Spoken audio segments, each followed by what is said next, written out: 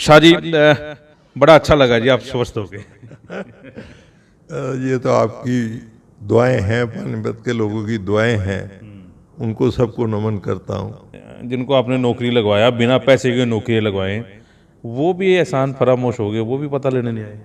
जब से मैं बीमार हूँ, 14 से ही शुरू, वैसे 17 में ऑपरेशन हुआ था, एक भी कांग्रेस का आदमी मेरी बीमारी में पता पूछने।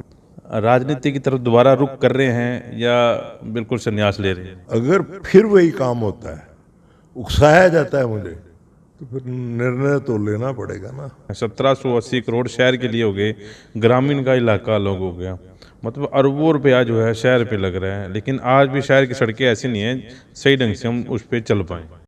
अभी तक पानी नहीं भरा, कर आ रहा है, नहर से आ रहा है, हमें तो दिखा नहीं। वो सारी झील सूखी पड़ी है, गंद पड़ा हुआ है, शहर के अंदर भी यही हाल है। ठेके ज़्यादा दिए हुए हैं, काम हो नहीं रहा। अब जिम्मेवारी उस चीज़ का कौन ले? ना एमपी जिम्मेवारी ले, ना एमएलए जिम्मेवारी ले।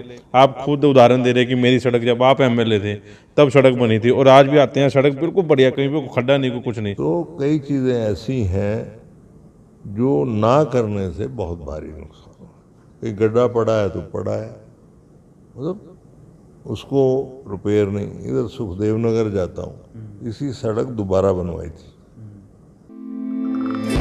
वैसे पानीपत देख रहे हैं आप, और मैं हूं आपके साथ कुलवंत सिंह। चुनावी साल शुरू हो चुका है, बड़ी बड़ी पार्टियां रैली कर रही हैं, बीजेपी अपने स्तर पर 10 लोकसभा सीटें जीतने का दम भर रही है, और कांग्रेस भी जो है जनसंवाद कर रही है, और दूसरी पार्टियां भी धीरे धीरे मैदान में आएगी। लेकिन मैं हमेशा एक बात कहता हूं कि परखो कि उन्होंने 5 साल पीछे या 10 साल पहले क्या किया, और उसके बाद उनको वोट देना। आपका जो गली का पार्षद है, वार्ड का पार्षद है, और आपका एमएलए है या आपका एमपी है, परखो उसके बाद जो है, क्योंकि आपका एक वोट जो है इन्हें लोकसभा, विधानसभा, नगर निगम भेज सकता है।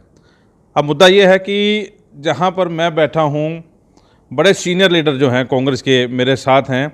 स्वास्थ्य उनका ख़राब था, लेकिन जब उनसे बातचीत कर रहा था, अब पता लग रहा है कि उनका स्वास्थ्य जो है बिल्कुल ठीक हो चुका है। अपने आप उठते हैं, अपने आप बैठते हैं। मैं बात कर रहा हूँ पानीपत के पूर्व एमएलए, पूर्व मंत्री और कांग्रेस के पूर्व प्रदेश अध्यक्ष बलवीर पाल शाह जी। आप स्क्रीन पर देख भी रहे होंगे, बलवीर पाल शाह जी हमारे साथ हैं।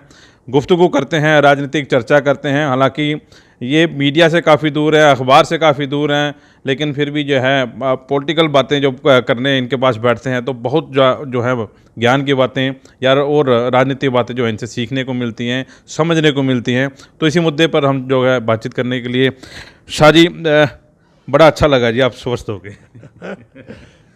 ये तो आपकी दुआएं हैं, पानीपत के लोगों की दुआएं हैं, उनको सबको नमन करता हूँ कि शायद कोई अच्छाई काम आ गई, नहीं तो गए थे। नहीं, मैं जब भी देखा आपको व्हील चेयर पर देखा, स्टेडियम में देखा, आप खुद चल के आ रहे थे, अभी आप घर से बाहर आए हैं, ड्राइंग रूम में आए हैं, खुद चल कर आए हैं, तो ठीक है, मतलब आप अच्छे काम किए हैं या आज अच्छे कामों की अच्छाई है?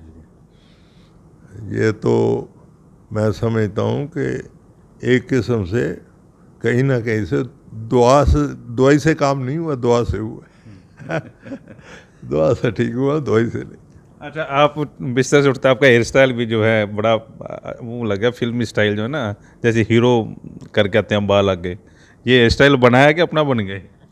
ऐसा है, ज़्यादा देर बिस्तर में लेटने से बाल सारे उलझ गए हैं, तो जहाँ कंघी हो जाए वही ठीक है। खुद तो मैं करता नहीं, यही करते हैं। अच्छा, अब कितना फर्क हो गया जी स्वास्थ्य में? अब आप अपने आप मतलब सारे काम कर लेते हैं अपने? नहीं, थोड़े से काम का असिस्टेंट की ज़रूरत पड़ती है, लेकिन काफ़ी बेहतर हूँ। जाता हूँ, बाहर भी जाता हूँ अपना गाड़ी में, जो लोग मिलते हैं मिल लेता हूँ, ऐसी कोई बात नहीं। अच्छा, मतलब ऐसा परहेज नहीं रहा कि मतलब कि किसी से मिलना है कि नहीं मिलना है, क्योंकि जब पीछे दिक्कत ज़्यादा थी तो कम लोगों से मिलते थे आप? हाँ जी, हाँ। अच्छा, दूसरे मुद्दे पे आए कि अब आप स्वस्थ हो रहे हैं धीरे धीरे, राजनीति की तरफ दोबारा रुख कर रहे हैं या बिल्कुल संन्यास ले रहे हैं? देखो, राजनीतिक व्यक्ति का कोई संन्यास नहीं होता, चाहे 100 साल का हो जाए। सिर्फ इतना है कि मैं ये मानता हूँ, अगर आप पूर्ण रूप से स्वस्थ नहीं है तो लोगों को धोखा मत दो। राजनीति वही करे जो मानसिक तौर पे स्वस्थ हो, सबको लेके साथ चले और उसमें जातिवाद का कोई रौला ना हो, सबकी काम करे कामना से, इच्छा से। पैसा कमाने के लिए या उसके लिए बच्चों को आगे कर दो, उसको बना दो, परिवारवाद की राजनीति से बहुत दूर हूँ। और जो आएगा भाई जैसा काम स्वभाव है हमारा कि जो आएगा आशीर्वाद ले जाएगा, फोटो भी खिंचा लेगा, पता नहीं बनता कौन है। आप ये बताओ, सारों ने नहीं लिया आशीर्वाद? भाटिया भी आया था, प्रमोद भी आया था, ले लो। अवनीत भी आई थी, अवनीत तो अब भी आ गई है, 2-4 वो भी आ गया है, प्रमोद भी। लेकिन चलता है ऐसा राजनीति में कि जब आदमी रिटायर होता है तो उसकी कीमत ज़ीरो हो जाती है। उतनी देर ही है जितनी देर वो गद्दी पे है। लेकिन आपके चेहरे की मतलब मुस्कुराहट और आप जो बात कर रहे हैं कि राजनीतिक आदमी कभी रिटायर नहीं होता, तो मेरे को लगता है कहीं ना कहीं आप करोगे कुछ ना कुछ। देखिए, मैंने कुछ नहीं करना, इन्होंने धक्के से करवाना है मेरे से। छेड़ा-छाड़ी करेंगे तो कुछ ना कुछ तो करना पड़ेगा। अगर मुझे फिर वही मेरे ऊपर अटैक होते हैं तो जवाब तो देना ही पड़ेगा। मैं तो शांत बैठा हूँ, किसी से कोई झगड़ा नहीं, लेना देना नहीं।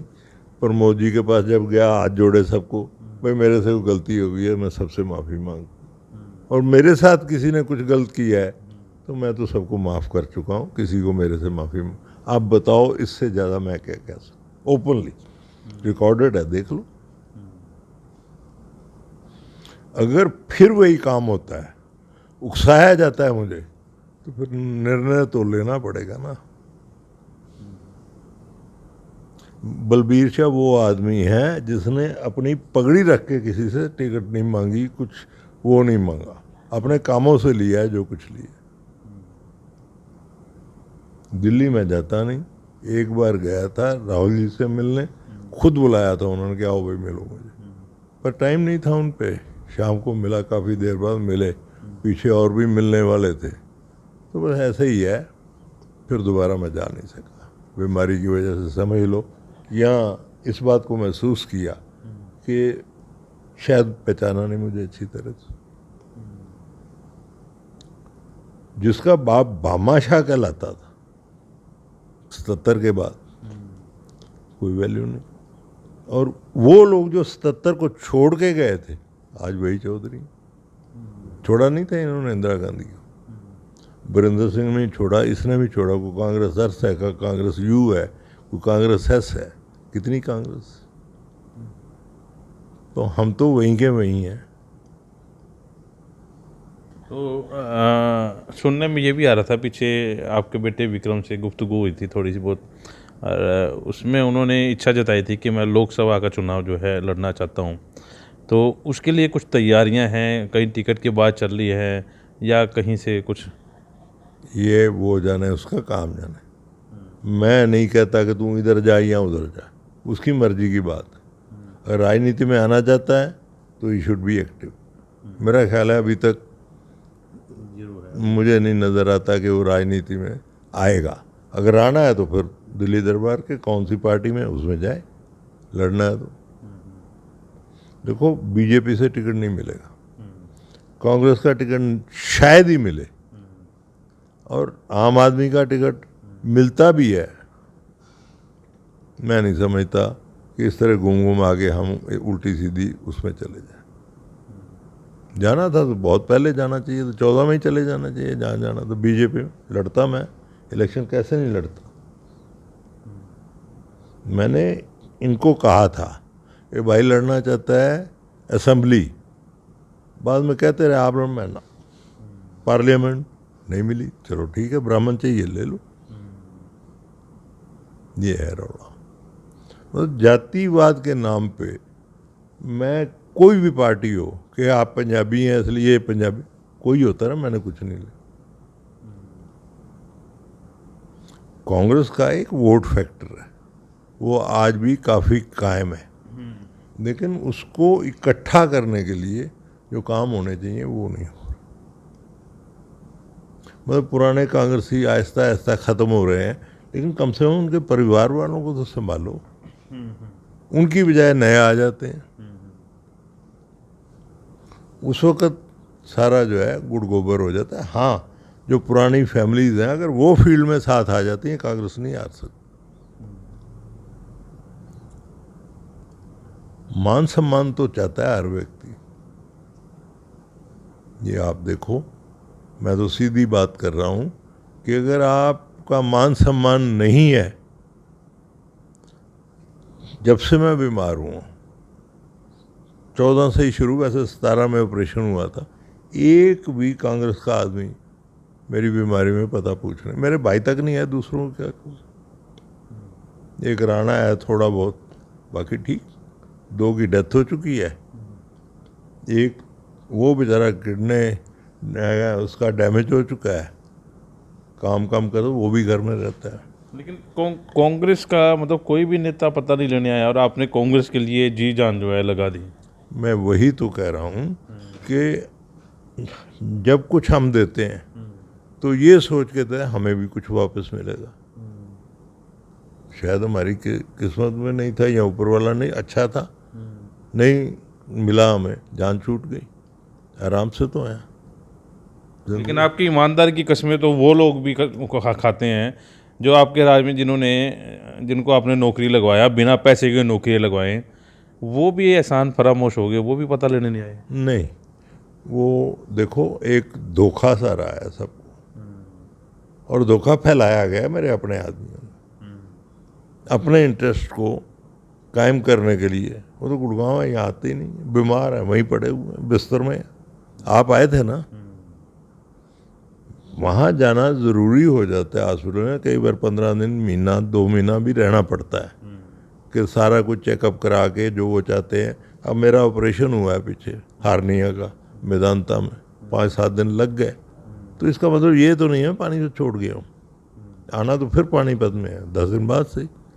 अगर मुझे इतनी भी छुट्टी नहीं है कि मैं 5 दिन बाहर जा सकूँ, तो फिर कहाँ, मेरे बच्चे वहाँ हैं, मिलना ही को जी करता है, ना जाऊँ। मेरा पोता पोती बेटा वहीं है।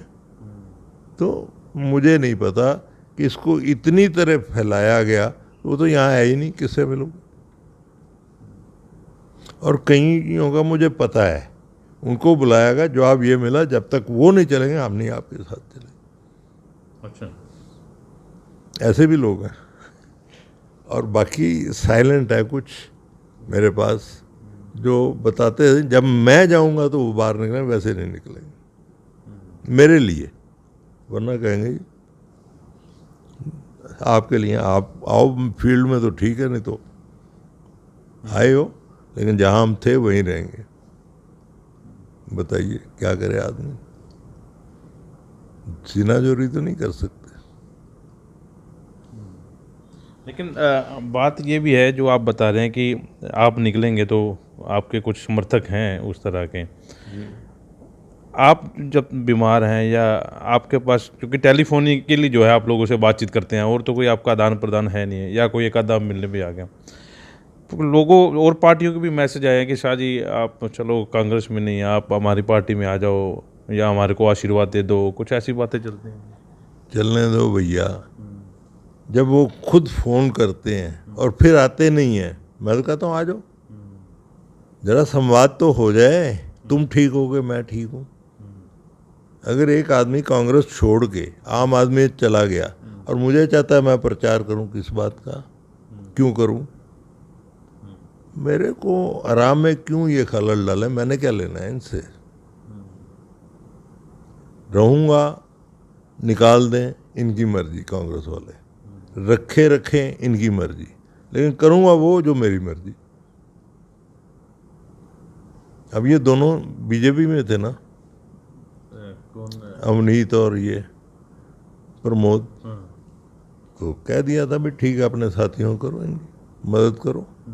क्यों, जो प्रमोद को तो मैं एक अच्छा आदमी समझता हूँ और बाकी किसी की बात नहीं करता। अवनीत को आशीर्वाद दिया, सब कुछ किया, लेकिन आज स्थिति मुझे ये नज़र आती है कि जो मैं समझता था वो उसके बस का नहीं। लोग कहते थे इसका काम नहीं होता, ये इस्तीफा देंगे, कुछ नहीं होने वाला, ये बात की बात है, क्योंकि जो भी आएगा उसके साथ भी यही होना है। ये ऑफिसर नहीं काम करने देंगे। और नीचे जो आवा है वो सारा उता हुआ है, गलत आदमियों के हाथ में वो मेजॉरिटी है। जो कमिश्नर वगैरह हैं इनके, कुछ एक को तो मैं जानता भी हूँ, बहुत अच्छे हैं, कुछ एक ऐसे हैं जो उनको रेवड़ी चाहिए कहाँ से, वो अवनीत तो दे नहीं सकती। ऑफिसर आ भी रहे हैं तो उस वक्त फिर डेवलपमेंट के काम नहीं हुआ करते। ऑफिसर के साथ कोऑर्डिनेशन ज़रूरी। लेकिन आपका राज देखा हमने, उसके बाद दूसरे राज भी देखे। इस राज में जितनी भ्रष्टाचार की आवाज़ें उठती आई हैं, मतलब पार्षद ही 2-2% की जो है वीडियो ऑडियो सामने आती हैं, आपस में लड़ाई होती है, सड़कें उखाड़ कर फिर बनाई जा रही हैं, ऐसी सड़कें जिनके बिल ही पास हो जाते हैं, सड़कें है ही नहीं है वहाँ पर। ये इस चीज़ पे आप कुछ फोकस करें। क्या फोकस करूं? ना तो मैंने जाके देखा है, लेकिन सुना ज़रूर है कि जो सड़क बनी नहीं है उसकी पेमेंट हो रही है। और उसका जो सिस्टम है वो ये है कि भाई जो रेजिडेंट्स हैं वहाँ के, उनसे लिखवा के दे दो। अब लिख के क्यों देते हैं मुझे ये नहीं समझ में। वो लिख के देते हैं, पेमेंट हो जाती है, कोई देखने नहीं जाता। लेकिन रेजिडेंस नहीं, अब तो पार्षदों का कर दिया, पार्षद का सहमति पत्र जो है वो चाहिए। पार्षद का तो है ही है, बाकी नीचे वाले भी कोई कंप्लेंट नहीं करता पार्षद की। क्यों? तो गरीब आदमी है, सड़क के बिना भी तो रह रहे थे, अब भी रह लेंगे, कुछ आने दो। ठेके बड़े बड़े हैं, पैसे बहुत ठेकेदार को बचते हैं और बहुत सारे बांट भी सकता है, क्या करे। रेवड़ी चल रही है यहाँ, रेवड़ी का राज आना है, मुझे तो ये नजर आता है। रोहिता रेवड़ी की बात कर रहे हैं। कोई भी रेवड़ी हो सकता है, बतेरे हैं वैसे शहर में। लेकिन ये भी सुना है कि आप जिसको आशीर्वाद दे देते हैं उसके बल्ले बल्ले हो जाती है। ऐसा नहीं, ये सब फैलाई हुई बातें। ये सैनी साहब जब ये इलेक्शन हुए थे, एक लड़के को, सैनी है, इसको दो स्पोर्ट, हाथ जोड़े, रात को लेके आ गए। मैंने कहा सैनी साहब ये नहीं बन सकता। नहीं, फोटो खिंचवा ली, ले जाओ। क्या बना? एक भी नहीं बना उनका। मैंने उनको कहा था कि चेयरमैन के लिए आप ना लड़ो, इस इलेक्शन को छोड़ दो, ना लड़ो। और उसका नतीजा जो है फिर आगे जाके भुगतना पड़ा उनको। ये भी कहा था कि आपको स्टेज पे जो आप एक काम कर चुके हैं ना, अपने आप को आयरन मैन तो शो कर लिया, लेकिन जाट बख्शेगा नहीं, आप हर हालत में हारे। मतलब किसी का बुराई जात पात के जब उलझ जाता है आदमी तो गलत। लेकिन आपके टाइम में देखा था कि वहाँ तब जात पात नहीं, अब जो है हिंदू मुस्लिम ये वो, सिखों का आतंकवादी हो गए, हिंदू का राज आना चाहिए, मुस्लिमों को बाहर, ये चीज़ें अब ज़्यादा सुनने को मिल रही है। उस टाइम कितना फ़र्क मान रहे हैं राजनीति? कोई फर्क नहीं है, वही है सब कुछ। मुसलमान भी देंगे, हिंदू भी देंगे, सिख भी देंगे। डिसीजन सही का होना चाहिए। अगर अच्छे आदमी जाएंगे, सरकार अच्छी बनेगी। कोलिशन में बने तब भी ठीक है। एक को बनाने की कोशिश के चक्कर में गलत आदमी अगर चले जाते हैं तो आप ये उम्मीद करें कि आपको बहुत अच्छा रिस्पांस मिलेगा, पब्लिक को नहीं मिलता। अच्छा, इस सरकार में ठीक हो रहे हैं काम, बढ़िया, आप संतुष्ट हैं? कभी सुना? इसके बारे में कुछ नहीं कह सकता, क्योंकि मैं ज़्यादा शहर देखा नहीं है। क्या हाँ, सुनने में आता है कि पैसे बहुत आए हैं, लगे कहाँ है ये नहीं पता लगता। 1480 करोड़ रुपए प्रमोद भी साहब गिनवाते हैं, अभी उनके डेवलपमेंट हो रहे हैं। 1480 करोड़ का 300 करोड़ और लगना है। 1780 करोड़ शहर के लिए हो गए, ग्रामीण का इलाका अलग हो गया।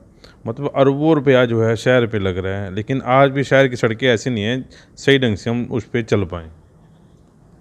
ये देखो, इनसे पहले जो काम हुए, ये सड़क बनी देखते हो, ये इनके वक्त की नहीं है, मेरे वक्त ही जब मैं एमएलए था। इसमें क्या कमी आई है? ऐसी ही सड़कें शहर में बनी तो उखाड़ने का क्या मतलब? हाँ, कहीं डिप्रेशन हो गया है तो आप सारी सड़क दोबारा बना दो। जहाँ डिप्रेशन है उसमें अच्छी भर्ती करके लेवल करके वही ईंटें लग सकती हैं। क्यों ऐसी उखाड़ के आगे पीछे होता? जब हमारे लोग ही आंख मूंदे बैठे हैं, जो होगा ठीक है, कोई बिगड़ना नहीं चाहता, कोई लड़ना नहीं चाहता, कोई गाली गलौज नहीं है, शांत बैठे हुए हैं। पर अंदर की बात तो इलेक्शन में पता लगे कि वो अपने कमिश्नर को, म्यूनसिपल कमिश्नर को चाहते हैं या नहीं। असेंबली में पता लगेगी कि क्या हुआ। हाली पार की तरह एक बार मैं निकल गया था, मुझे नहीं समझा एंट्री किधर से और अंदर क्या हुआ। तो ये सारी चीज़ें जो हैं, अभी तक पानी नहीं भरा कर आ रहा है, नहर से आ रहा है, हमें तो दिखा नहीं। वो सारी झील सूखी पड़ी है, गंद पड़ा हुआ है। शहर के अंदर भी यही हाल है, ठेके ज़्यादा दिए हुए हैं, काम हो नहीं रहा। इसके लिए कोई तो जिम्मेवारी ले। जिम्मेवारी कोई लेना नहीं चाह रहा। आप अपने अवनीत की बात कर रहे थे, भी अवनीत है लेकिन ऊपर अफसर ऐसे हैं। अब जिम्मेवारी उस चीज़ का कौन ले? ना एमपी जिम्मेवारी ले, ना एमएलए जिम्मेवारी ले। आप खुद उदाहरण दे रहे कि मेरी सड़क जब आप एमएलए थे तब सड़क बनी थी, और आज भी आते हैं सड़क बिल्कुल बढ़िया, कहीं पे कोई खड्डा नहीं, कोई कुछ नहीं, ईमानदारी से इस सड़क पर काम हुआ है। और बाकियों पर बेईमानी हुई है। अब बाकी अब बेईमानी हुई है कि 5 साल में 10 साल में कई बारी सड़कें उखाड़ के दोबारा बना देगी। देखो, एक है कि नियम 3 साल के बाद आप उसको दोबारा बना सकते हैं, लेकिन 3 साल के पूरे होने से पहले ही सब सीवरेज सारा पड़ा हुआ था, लाइट हर जगह थी, सड़कें सब जगह थी, पानी सब। बताओ उस वक्त कोई जगह छोड़ी हमने जो कॉन्स्टिट्यूंसी के अंदर? जो भी किसी ने कहा करवा दिया, लेकिन सफाई नहीं करते आप सीवरेज की। आप गाड़ी खड़ी हुई है लेकिन स्प्रे नहीं हो रहा, कभी तेल नहीं, कभी दवाई नहीं। तो मेरा ख्याल है वो ट्रक में बनी हुई थी मशीन, होगी ख़त्म। स्प्रे, जैसे मलेरिया या डेंगू फैलता है, स्प्रे होना चाहिए। तो कई चीज़ें ऐसी हैं जो ना करने से बहुत भारी नुकसान हो। कहीं गड्ढा पड़ा है तो पड़ा है, मतलब उसको रिपेयर नहीं। इधर सुखदेव नगर जाता हूँ, इसी सड़क दोबारा बनवाई थी मैंने अपने वक्त में। तो अब वहाँ देखता हूँ रेडियाँ लगी हुई हैं, गंद पड़ा हुआ है। क्यों कॉलोनी रहने लायक ही नहीं, मैं समझता। लेकिन आपको शायद नॉलेज नहीं है, आप गए नहीं इस, अब नहीं गए। वो सड़कें दोबारा उखाड़ दी, सुखदेव नगर उखाड़ के अब दोबारा जो है बनाया जा रहा है। देखो भाई, बनाएंगे, मुझे अच्छी बात है, बुरा क्या है इसमें? खराब हो चुकी है, अगर बनाए, ये बुराई क्या है? इस चीज़ को तो मैं बुरा मानता नहीं, सिर्फ ये है कि लेवल नहीं खराब होना चाहिए। ये लेवल ऊपर उठा देते हैं, लोगों के घरों में पानी घुसता है, वो अपनी दलीज को ऊपर उठा देते हैं। कई जगह मैंने देखा है, इसका तो नहीं मुझे पूरा पता, लेकिन अगर यही ऊपर उठती रही तो यही हाल होगा। अच्छा, शहर में ईमानदारी से काम होता है, क्योंकि आप तो बड़ा लंबा तजुर्बा है, हम तो आपके सामने बच्चे हैं, हमारे तो हम कोई तीखा टिप्पणी भी नहीं कर सकते इस मामले में। और शहर में सही ईमानदारी से काम होता है कि क्या 1780 करोड़ रुपए में, और एमसी से लेकर एमपी तक और एमपी से लेकर पीएम तक बीजेपी का हो, और 1780 करोड़ शहर में, सिर्फ शहर एरिया में लग जाएं, तो क्या ये शहर स्वर्ग नहीं बनेगा? ये एक साथी ने कह दिया था पेरिस बना देंगे, तो मैंने प्रोस्टिट्यूशन कराना है क्या पानीपत में? मेरे तो जवाब ऐसे ही होते हैं। एक ने कह दिया था इनको नाड़ा बांधना नहीं आता, खोलना भी नहीं आता, बंद कैसे? तो इनडायरेक्टली जवाब तो दिए हैं मैंने, समझ भी गए हैं कि कहाँ अटैक कर रहा है। ये देखो, जो मैं, ये पजामा सा लगता है ना, पजामा नहीं है, पूरी पैंट है, बेल्ट है। और ये आज से नहीं, जब भी समझ आई पॉलिटिक्स में आया उस वक़्त से यही चल रहा है। ना तो मैं नाड़े वाला वो कच्छा पहनता हूँ, ना ये पजामा पहनता हूँ, क्या करें, फ़र्क है। तो ये टिक्करी करते हैं, हम जवाब भी दे देते हैं। स्वर्ग कैसे बनेगा? स्वर्ग जो है नरक बना बंसीलाल के राज में, और मैं हारा इसी बात पे कि ये नहीं हो सकता, ये टैक्स भी लगाएगा, इसको तो सत्ता चाहिए। मैं उस आदमी की फितरत को जानता हूँ, लेकिन नतीजा क्या हुआ? शांत रहता फिर बन के जाता, हारता नहीं। 96 में, फिर 2000, 2005, 2000 कैसे जीता? तो सब ठीक है, चलता है। अच्छा, लास्ट सवाल करूँगा, बड़ा टाइम ले लिया आपका। आप आशीर्वाद किसको दे रहे हैं सच्चे दिल से भाई? ये जो भी आएगा उसके लिए आशीर्वाद, सच्चे दिल से, लेकिन फैसला उसके हाथ में। एक आपका भी तो दिल करेगा भी ले, अभी आएंगे तो सारे पार्टियों वाले फ़ोटो भी खिंचाएंगे, लगाएंगे भी, फैलाएंगे भी, बलबीर पाल शाह ने आशीर्वाद दे दिया। ठीक है, बलबीर पाल शाह क्या चाह रहे हैं कि मतलब इस बार ये बंदे को ना, ठीक है, मौका दे देना चाहिए। कोई पहले पता तो लगे कि कौन है, किसको टिकट मिलनी है, कहीं वो अग्रवाल समाज वाले ना उखड़ जाएं। वो क्या नाम था उसका, संजय अग्रवाल, वो सारे इकट्ठे हो गए ना रोड़ा डाल दें। आया था मेरे पास, मैं टिकट लाओगे तो भैया, मैंने वो उसको डाल भी दिया था, वो तो पहले ही ले गया आशीर्वाद। पर उससे काम नहीं बनता, काम का फैसला जनता ने करना है, मेरे हाथ में नहीं। लेकिन आप ये भी चाह रहे होंगे कि परिवार में दोबारा जो है विधायकी वापस आ जाए, और शाह परिवार का जो था नाम उस तरह जो है हो कुछ ऐसा। मैं देखो, इस तरह की सोच मेरी नहीं है। ये बच्चे को खुद डिसाइड करना है, रास्ता उसने अपना खुद तय करना। नहीं, मैं विक्रम के अलावा और भी बात कर रहा हूँ। मैं तो कह तो रहा हूँ भाई, आ जाए, मैं तो आशीर्वाद दे दूंगा, आगे मेरे हाथ में थोड़ी है, हाथ तो पब्लिक में है। अगर जीतना होता तो ये उस वक्त भी जीतता, अब भी लड़ने नहीं जीते। सच्चाई ये है कि मुझे नहीं नज़र आता कि जिस तरह ये गुरुद्वारे में इसको ले गया था, जब ये गिरा था गुरुद्वारा जीटी रोड वाला,